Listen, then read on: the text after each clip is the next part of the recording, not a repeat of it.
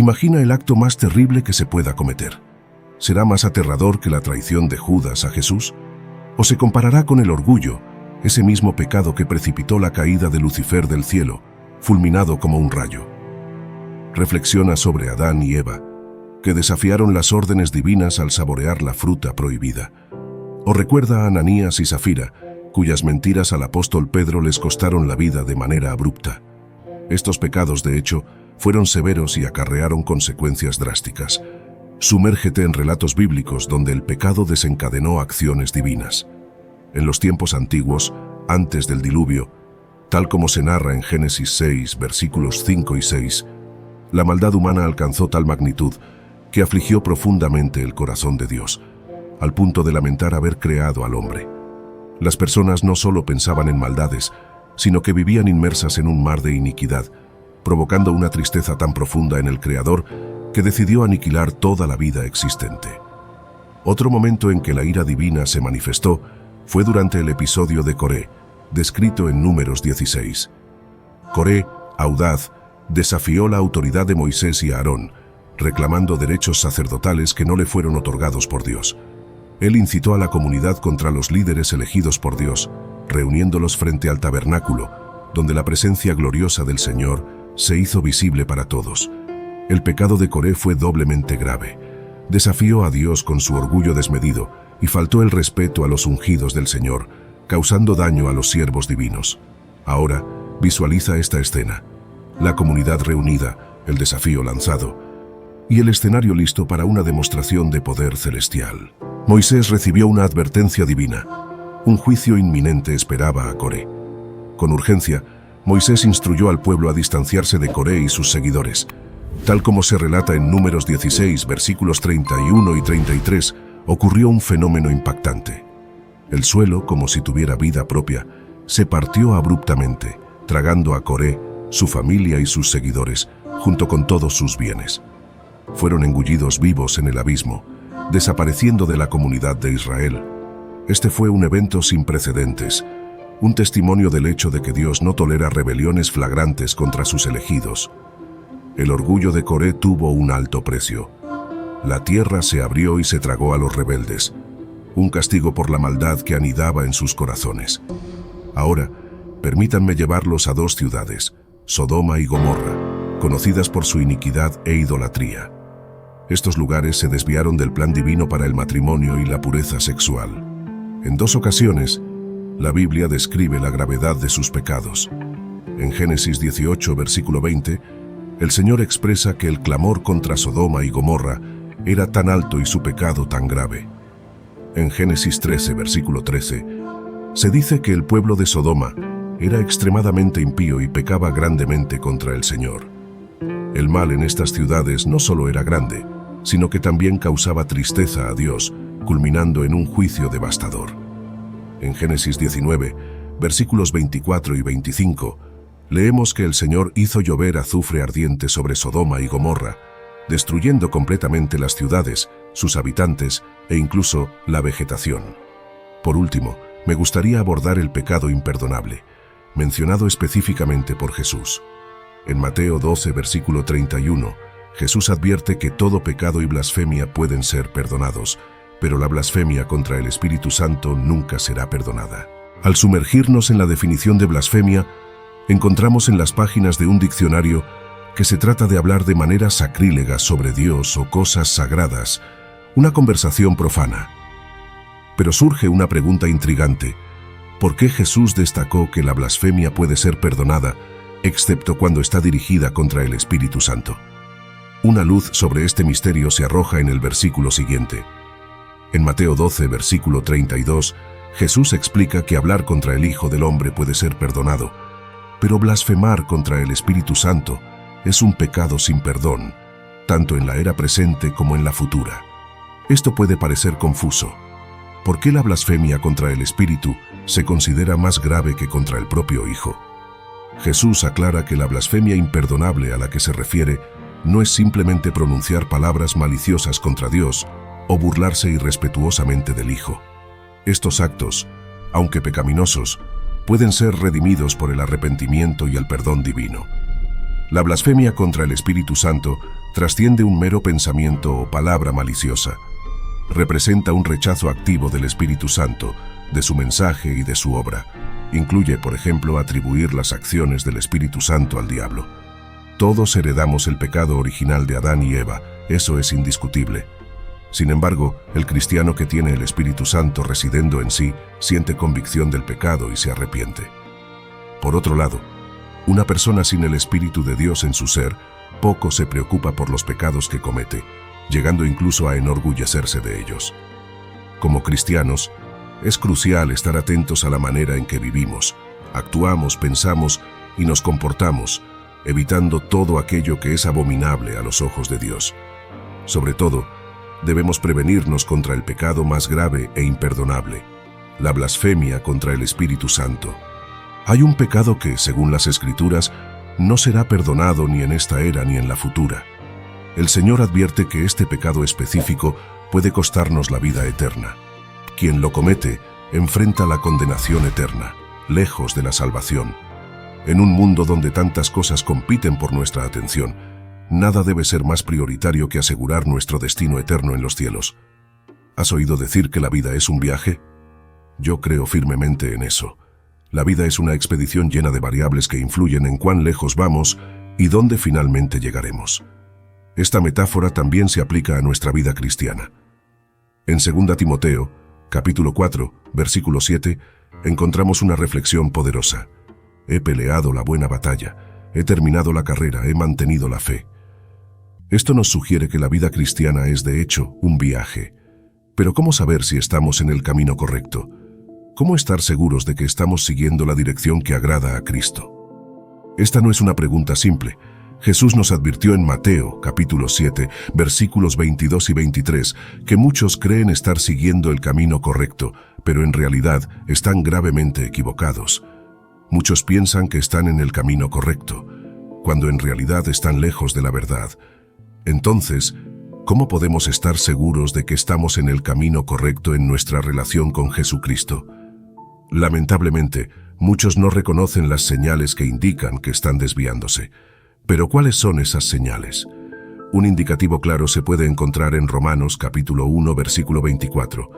Por lo tanto, Dios los entregó a las concupiscencias de sus corazones, a la impureza, para deshonrar sus cuerpos entre sí. En tiempos pasados, la sociedad estaba sumergida en una filosofía hedonista. Las personas buscaban solamente la satisfacción propia, viviendo sin límites, entregadas a la corrupción.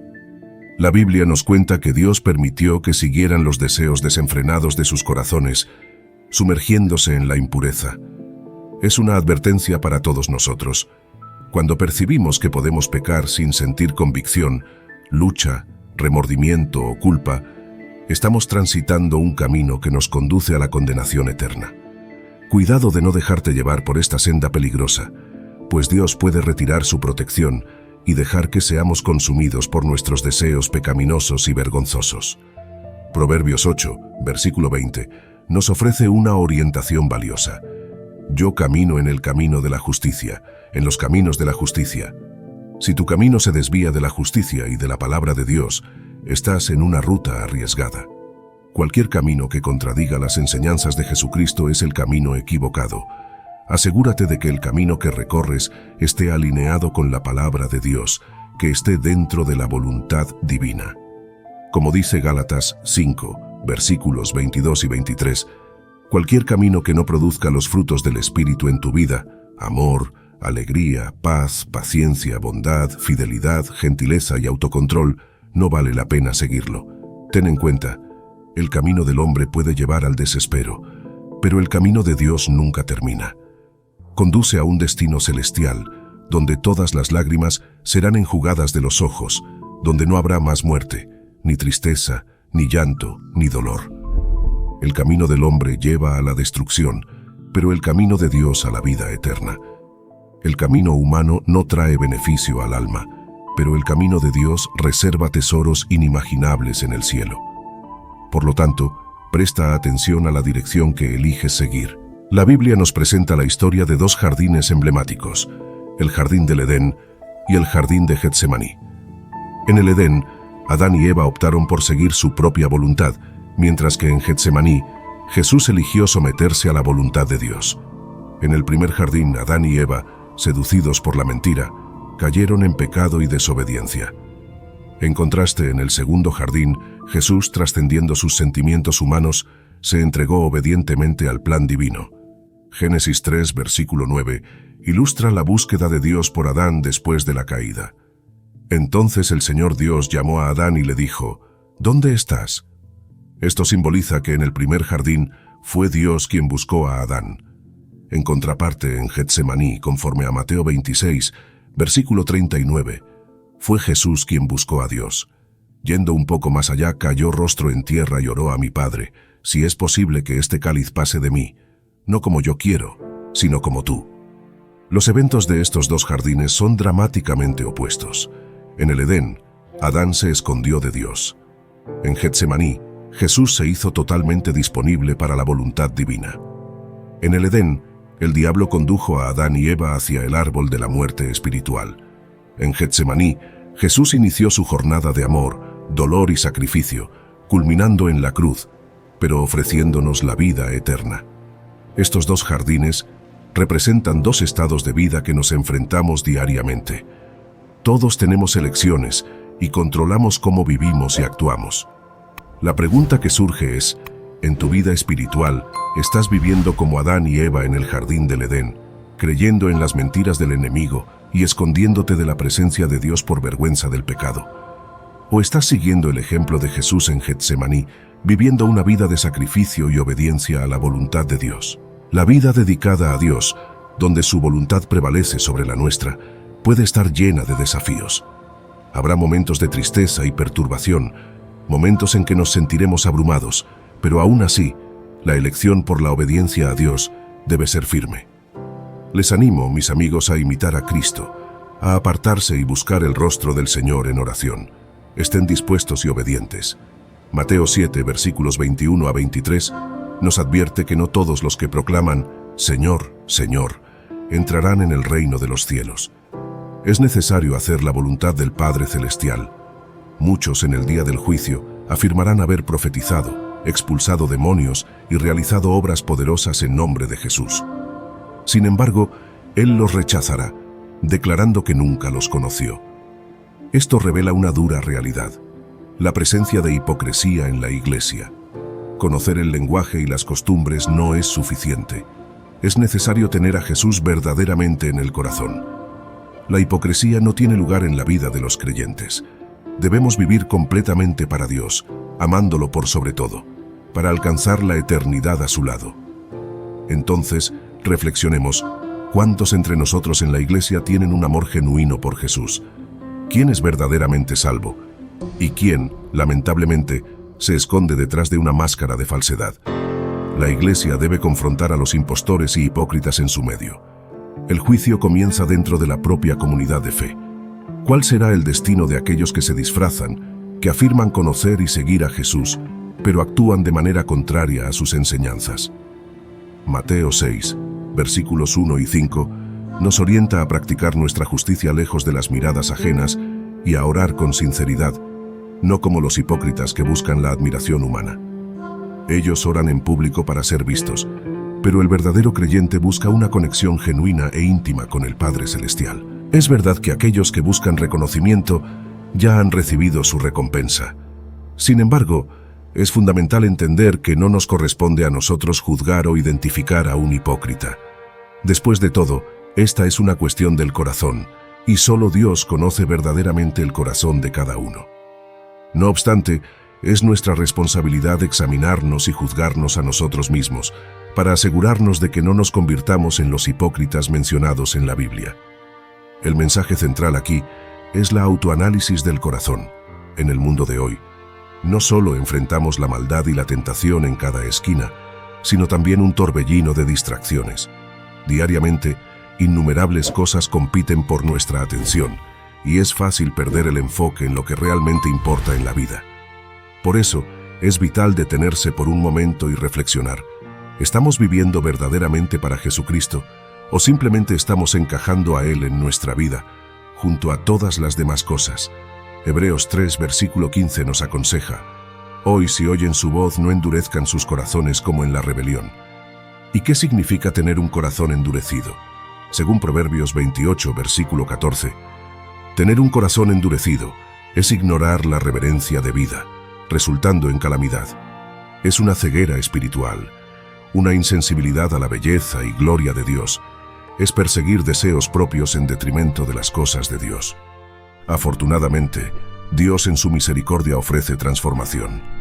Ezequiel 36, versículo 26 promete: les daré un nuevo corazón, un nuevo espíritu. Quitaré de ustedes el corazón de piedra y les daré un corazón de carne. Segunda Corintios 10, versículos 3 a 5, nos recuerda que, aunque vivamos en el mundo físico, nuestra batalla es espiritual. Las armas que tenemos no son carnales, sino poderosas en Dios para derribar fortalezas, argumentos y todo orgullo que se levanta contra el conocimiento de Dios, llevando todo pensamiento cautivo a la obediencia de Cristo. La Biblia nos revela una verdad poderosa. Aunque vivamos en este mundo, las batallas que enfrentamos no son para ser libradas con las estrategias y armas de este mundo. Nuestra lucha es de una naturaleza diferente, espiritual, y las armas que tenemos a disposición son divinamente poderosas, trascendiendo todo lo terrenal. Al hablar de armas, muchos piensan inmediatamente en instrumentos físicos de combate, como espadas o armas de fuego. Sin embargo, la Biblia nos enseña en Hebreos 4, versículo 12, que la palabra de Dios es viva, activa y más afilada que cualquier espada de dos filos, capaz de penetrar el alma y el espíritu, discerniendo pensamientos e intenciones del corazón. Esta palabra de Dios es un arma incomparable que tenemos como hijos de Dios. Es una herramienta poderosa en la batalla contra el diablo, un arma eficaz para enfrentar las adversidades. Cuando la Biblia dice, en 2 Corintios 10, que, aunque andamos en la carne, no guerreamos según la carne, nos está recordando que como creyentes, nuestra lucha no es contra personas o circunstancias meramente físicas. Estamos combatiendo espíritus malignos, el diablo detrás de las situaciones, como se explica en Efesios 6, versículo 12. Lo que quiero animarte a hacer hoy es orar por victoria en todas las áreas de tu vida. Declara las promesas de Dios sobre cada situación. Cree en el poder inquebrantable del nombre de Jesucristo y en la fuerza de la palabra de Dios. Cuando oramos, tenemos la certeza de que Dios está cerca de aquellos que lo buscan sinceramente. Ten fe en que Dios desmantelará todos los planes del enemigo y tendrá la última palabra en todas las cuestiones que te conciernen. Las batallas que enfrentas, los desafíos que surgen, todo está bajo el control del Señor. Por lo tanto, te animo, pueblo de Dios, a confiar en Dios, en su palabra y en sus promesas. Con esa fe, la victoria está asegurada. No olviden suscribirse, dar me gusta y compartir con sus seres queridos y amigos para que abunde en sus vidas. ¿Has pensado en transformar completamente tu vida para mejor? Con nuestro guía de bienestar y salud, esto es más que posible. Está garantizado. En esta guía encontrarás consejos prácticos sobre nutrición saludable, ejercicios y actividades físicas que se adaptan a tu día a día. Pero eso no es todo. También abordamos formas efectivas de manejar el estrés y cuidar de tu salud mental.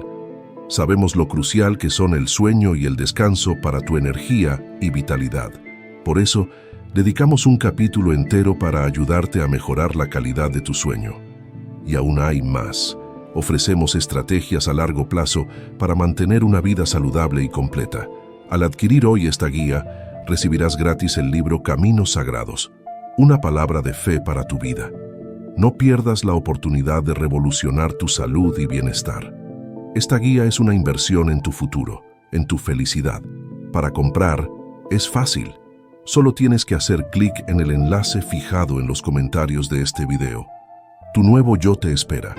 Cambia tu vida hoy.